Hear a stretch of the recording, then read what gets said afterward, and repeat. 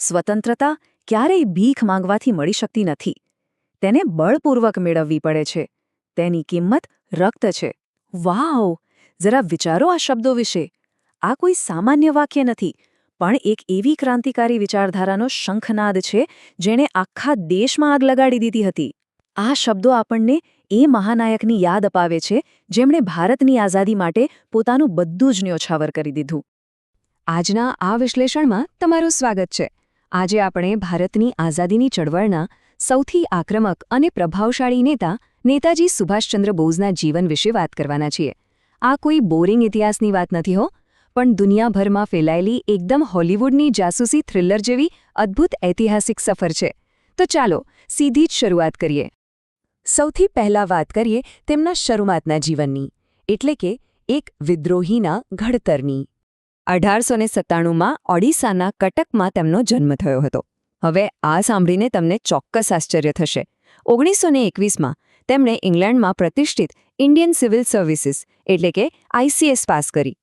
એ જમાનામાં આ નોકરી એટલે સુખ સાહેબીની ચરમસીમા. પણ માતૃભૂમિ માટે તેમણે આટલી મોટી નોકરીને એક ઝાટકે ઠુકરાવી દીધી અને રાજીનામું આપી દીધું.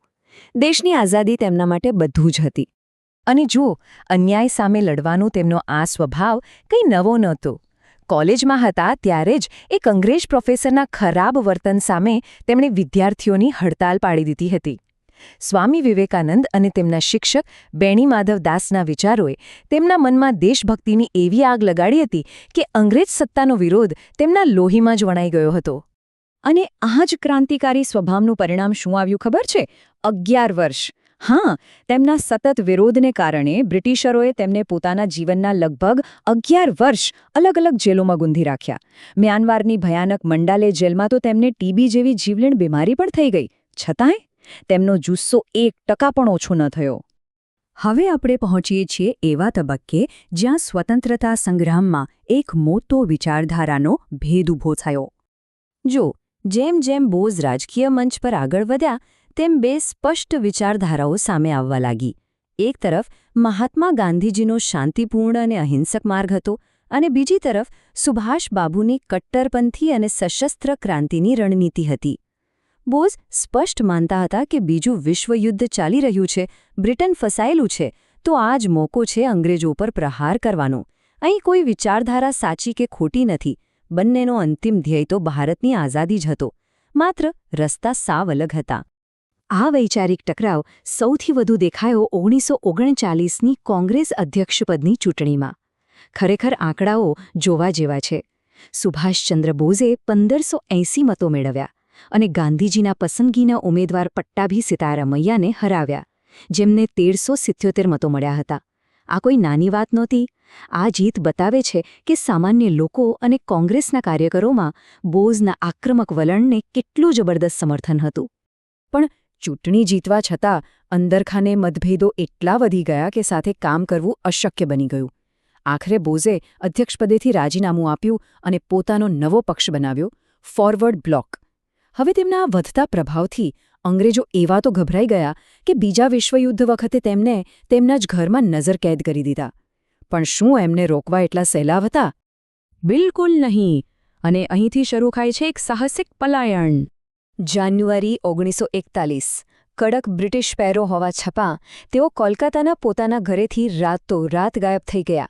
જરા રૂટ સાંભળજો. કોલકાતાથી પેશાવર, પછી પહાડો પાર કરીને કાબુલ, ત્યાંથી છેક રશિયાના મોસ્કો અને અંતે નાઝી જર્મનીના બર્લિન પહોંચ્યા. બ્રિટિશ જાસૂસોની આંખમાં ધૂળ નાખીને આખી દુનિયા પાર કરી જવી, આ તો લિટરલી કોઈ હાઈસ્ટેક્સ થ્રિલર ફિલ્મ જેવું જ લાગે ને? પણ આ હકીકત હતી. અને આ સફર કાંઈ એમ જ નથી થઈ. આના માટે તેમણે કમાલના વેશ ધારણ કર્યા હતા. ક્યારેક તેઓ ઝિયાઉદ્દીન નામના પઠાણ વીમા એજન્ટ બની ગયા, તો ક્યારેક એક બહેરા મૂંગા કાકાનો વેશ લીધો. અરે, કાબુલથી બર્લિન જવા માટે તો તેઓ ઓર્લાન્દો માત્સુતા નામના ઇટાલિયન નાગરિક જ બની ગયા હતા. તેમની આ સ્માર્ટનેસ અને હિંમત ખરેખર અકલ્પનીય છે.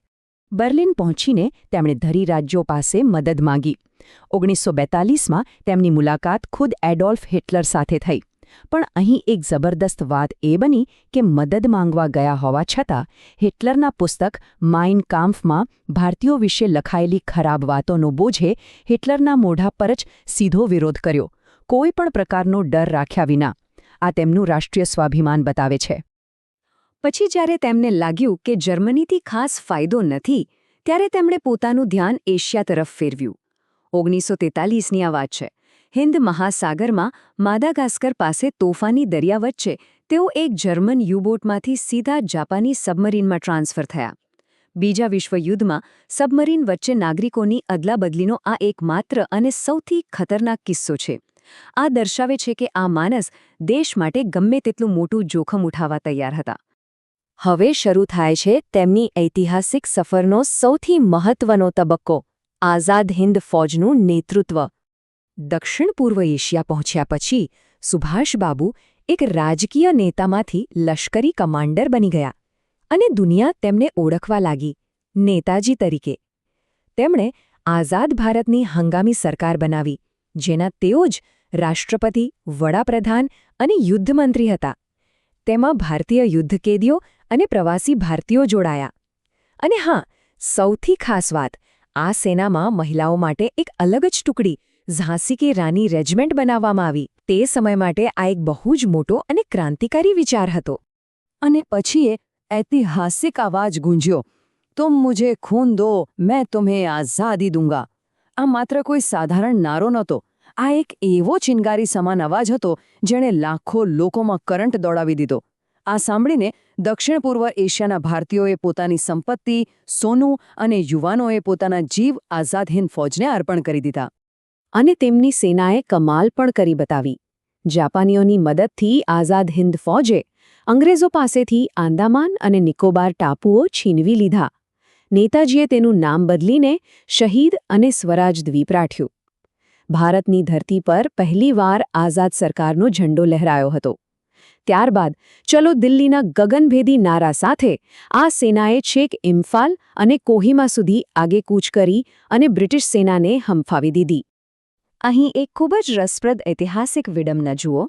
આપણે આગળ વાત કરી હતી ને એમના અને ગાંધીજીના રાજકીય મતભેદો વિશે, પણ 6 જુલાઈ 1944ના રોજ આઝાદ હિન્દ રેડિયો પરથી નેતાજીએ જ સૌથી પહેલીવાર ગાંધીજીને રાષ્ટ્રપિતા તરીકે સંબોધ્યા હતા અને પોતાના લશ્કરી અભિયાન માટે તેમના આશીર્વાદ માંગ્યા હતા. રસ્તા અલગ હતા, પણ બંને નેતાઓ વચ્ચે પરસ્પરનો આદર અને દેશપ્રેમ કેટલો અખૂટ હતો તે આ દર્શાવે છે. હવે આપણે આ વાર્તાના સૌથી અંતિમ અને એકદમ વણુકેલાયેલા રહસ્ય તરફ આગળ વધીએ છીએ.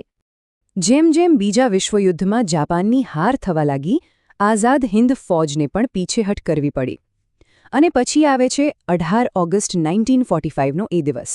એવું કહેવાય છે કે તાઇવાનમાં એક વિમાન દુર્ઘટનામાં નેતાજીનું અવસાન થયો.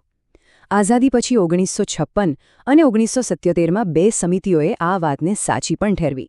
પણ ખેલ તો ત્યારે પલટાયો જ્યારે 2005માં મુખર્જી પંચે પોતાના રિપોર્ટમાં સાફ કહી દીધું કે આવી કોઈ વિમાન દુર્ઘટના તાઇવાનમાં થઈ જ નહોતી.